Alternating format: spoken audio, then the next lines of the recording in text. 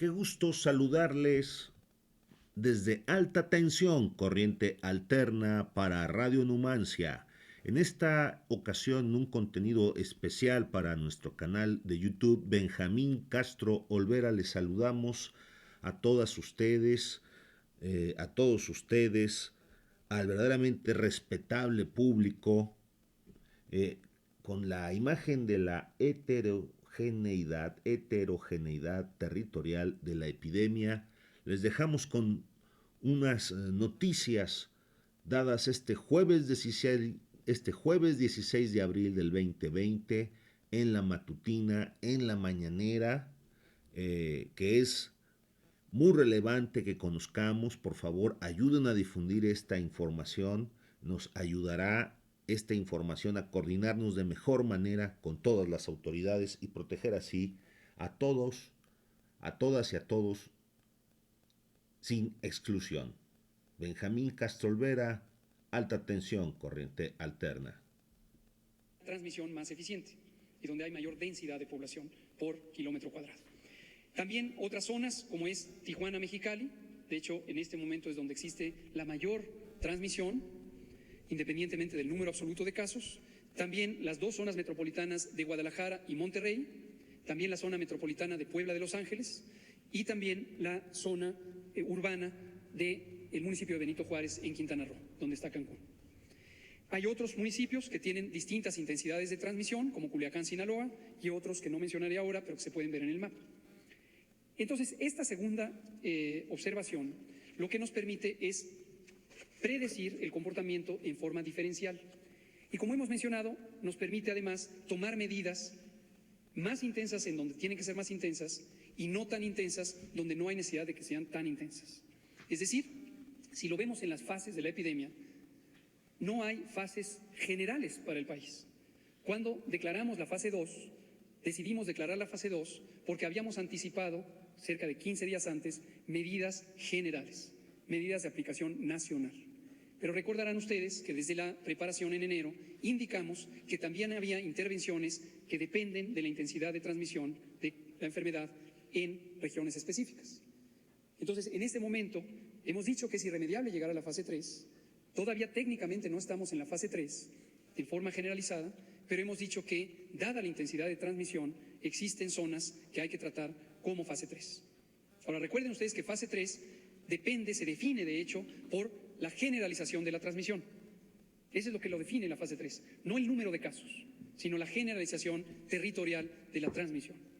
Entonces, si lo vemos por subregiones, tenemos regiones como el Valle de México, como las zonas metropolitanas que he mencionado, en donde tenemos la dispersión correspondiente a la fase 3, pero no tenemos a nivel nacional una sola fase 3 para todo el país. Posiblemente llegará el momento en donde digamos, ya estamos en fase 3, igual que lo hicimos entre fase 1 y 2. Nos adelantamos con las medidas cuando técnicamente llegamos al punto donde la intensidad de la transmisión revelaba fase 2, dijimos, ya estamos en fase 2. Pero aquí, que quede claro, estamos anticipándonos nuevamente a la fase 3. En la siguiente curva es nuevamente la misma gráfica que ya presenté, la curva esperada en rojo, la curva proyectada, es decir, lo que va a venir dado el comportamiento de la epidemia, solo para indicar algunas fechas importantes. Hay un intervalo de fechas posibles para el pico máximo de la intensidad de transmisión de la curva epidémica, del ACME, y estas oscilan entre el 8 y el 10 de mayo. Hay otras predicciones un poco más optimistas de que fuera antes, un poco menos de que fuera después, pero hay un punto medio entre el 8 y el 10 de mayo. Y eso nos lleva además a la duración de la epidemia, y aquí dejo en claro, estamos proyectando este primer ciclo de la epidemia. El primer ciclo de la epidemia se puede proyectar que se extendería hasta agotar cerca del 95% de los casos esperados el 25 de junio y, como suele pasar en todas las epidemias, con un hilo, una cola, una continuidad de la epidemia ya con una transmisión muy baja que se extiende por varias semanas más. Esta es la predicción para este primer ciclo.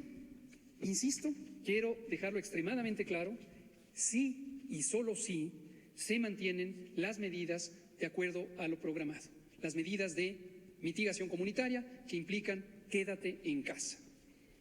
Ahora, los grupos científicos hicieron las siguientes recomendaciones. Y estas recomendaciones se basan en la evidencia que acabo de presentar y su análisis cuidadoso. Hemos tenido repetidas y prolongadas conversaciones con esta comunidad. Y lo primero que recomiendan es mantener la Jornada Nacional de Sana Distancia, pero extenderla hasta el 30 de mayo. Originalmente estipulada al 30 de abril, ahora se extendería hasta el 30 de mayo, con el propósito de conservar la intensidad de las medidas de mitigación que están dando resultados y que si continúan seguirán dando resultados. Pero también recomendaron de manera enfática asegurar la adecuada implementación y cumplimiento de estas medidas de seguridad sanitaria. Y esto implica el compromiso, la responsabilidad de todas y todos los miembros de la sociedad. Y ya hemos dicho agradecimiento a quienes de manera individual o las pequeñas empresas que están cooperando, también las medianas y grandes empresas que están cooperando, pero falta la cooperación decidida de otras empresas, dado que la medida está orientada a la actividad laboral, para que pueda facilitarse el cumplimiento por parte de los trabajadores y las trabajadoras. Tercera recomendación, y esta es nueva, esta es importante, esta va a llevar a una decisión muy importante: regionalizar la intensidad de estas medidas. Con el mapa municipal lo que apreciamos es zonas sin transmisión o zonas de mínima transmisión. Para fines prácticos es como que estas zonas están en fase 1. Y en fase 1 son tan pocos los casos que se puede utilizar contención y no medidas masivas de mitigación. Contención.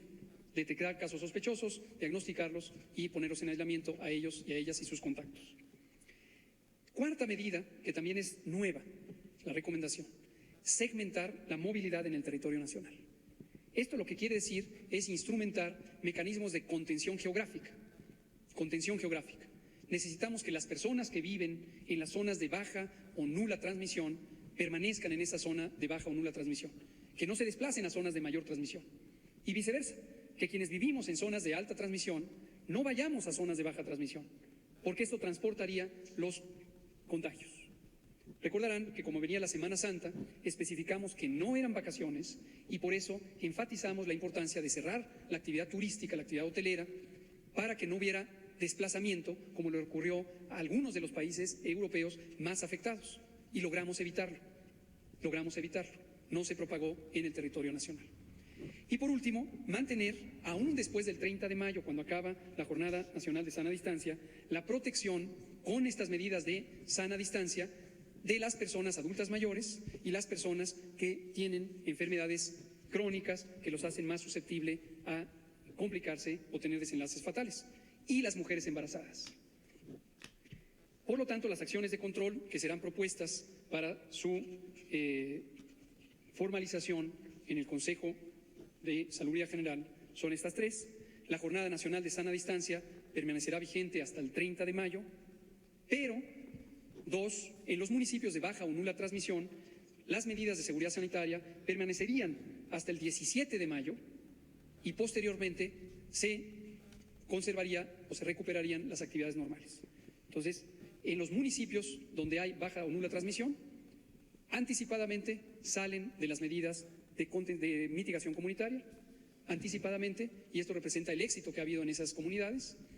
Los municipios que tienen alta transmisión se esperan hasta el 30 de mayo y en todos los casos el 1 de junio ya recuperamos de una manera escalonada, de una manera organizada, las actividades económicas, sociales y de la vida pública. Y recordarles aquí que todo depende de que se sigan cumpliendo las medidas. Regiones del país donde no se cumplan las medidas, no se va a lograr lo que se proyecta, va a aumentar la transmisión y podría ser imposible, inviable, no recomendable que se levanten las medidas. Entonces, ojo, hay que extremar la reducción con todo lo que se necesita para lograrlo. Y tercero, que ya dijimos, se mantendrán hasta nuevo aviso las medidas de protección de las poblaciones con mayor riesgo. Concluyo, primero, agradeciendo al grupo científico. Hoy mencionamos solamente a quienes de manera directa contribuyeron con su información y con sus análisis y con sus recomendaciones. En este momento están aquí enlistados. Como han podido escuchar, son las indicaciones que en este momento se dan. Se ve a cuadro el grupo de científicos y, pues bueno, regionalizar.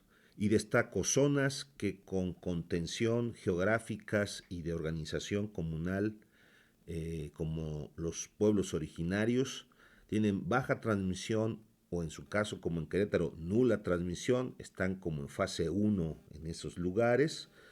No transportemos los contagios peligrosos, no hagamos propagación o riesgos de propagación, extrememos precauciones cuando acudamos a esos lugares, quienes estén realizando actividades incluso de activismo, periodismo, apoyos incluso de salud o alimentarios, extrememos las precauciones para no generar un riesgo de propagación. Recordemos que hay enfermedades crónicas y invitemos a las mujeres embarazadas y sus familias a que extremen todas las precauciones. Se dan 2 fechas, primero el 17 de mayo, luego el 30 de mayo, el 1 de junio, pudieran retomarse actividades de forma escalonada, se podrían recuperar las actividades, lo digo en se podrían, en otros posiblemente no se levantarían en esa fecha de existir algunos de esos riesgos, puede haber alguna cola, algún tipo de continuidad, aunque sea menor, nos obligarían a prolongarlo en estos lugares de forma escalonada, mantengamos las medidas de mitigación comunitaria. Yo les agradezco como siempre el favor de su atención y les dejo con este audio. Y hay 3 categorías: con contagios, son los que están pintados en rojo; vecinos de contagios, los que están pintados en amarillo; y finalmente, sin vecindad y sin contagios, que son los pintados en verde. Si nos vamos al final de la tabla, vemos que tenemos 979 municipios que están en la zona verde, la zona que se podrá liberar más pronto, y los otros gradualmente, de acuerdo a cómo se vaya teniendo éxito. 1021 los que son vecinos y 463 los que tienen alta transmisión. Eso es todo por ahora. Muchas gracias, presidente. Bueno, esta es la... Pues les agradecemos la atención, haremos un corte para hacer otra cápsula del mensaje de la mañanera que a continuación realiza el presidente. Muchísimas gracias. Alta tensión, corriente alterna para Radio Numancia, un servidor y amigo apreciado y respetable público. Ustedes sí son los respetables, el respetabilísimo público.